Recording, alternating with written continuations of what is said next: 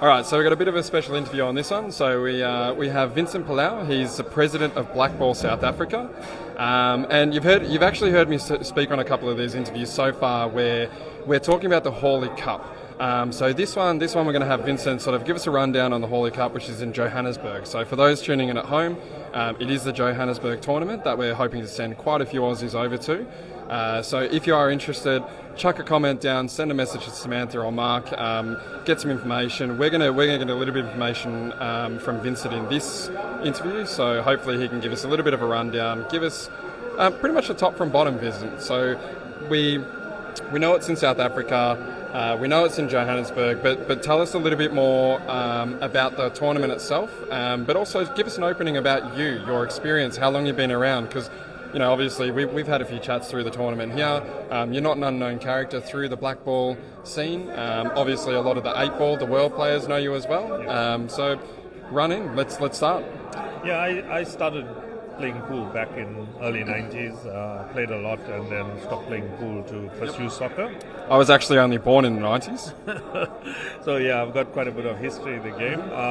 I came back to the sport about 4 years ago, hoping to play, but got onto the administration side of things, and from there that's how I ended up as president of Black Ball. The Hawley Cup is an inaugural international tournament in honor of Peter Hawley. Peter Hawley was one of the founder members of this rule set, Black Ball. It was pioneered in South Africa.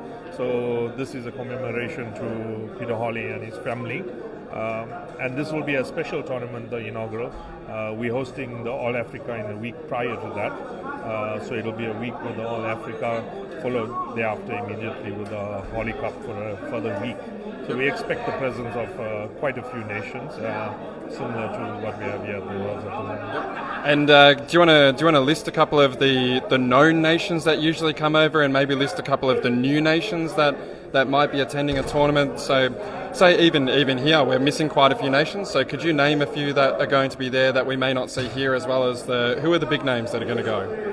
So currently everybody's aware there's a split, and there's a tournament happening in France and a tournament happening here in Morocco.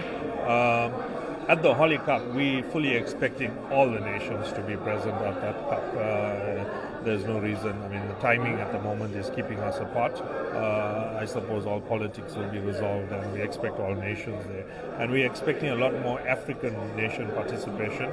We had All Africa in March this year in Zambia.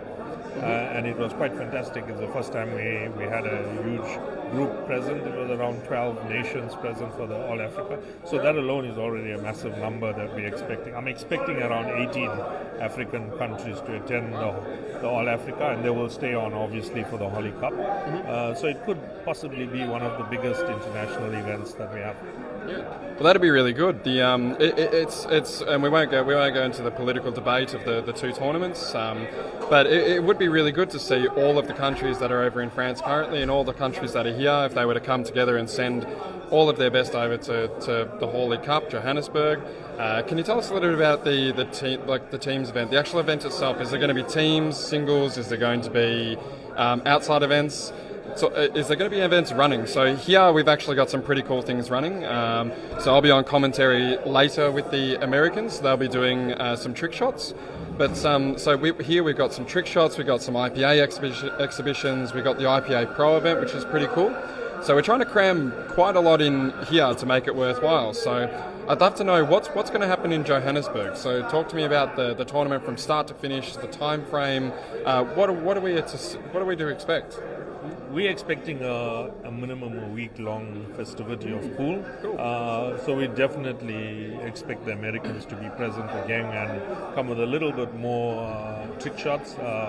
I've spoken to Wayne Parker early on, and he's a good guy. Yeah. He's indicated that he's also South African. Actually, he's a man of many shirts. This fella. Yeah. So in order to introduce the Americans to black ball, Wayne's been coaching them, and it's been a revelation to them, and they've taken to black ball and are very good in a very short space of time. So I mean, the legends of the game anyway wouldn't take long to adapt.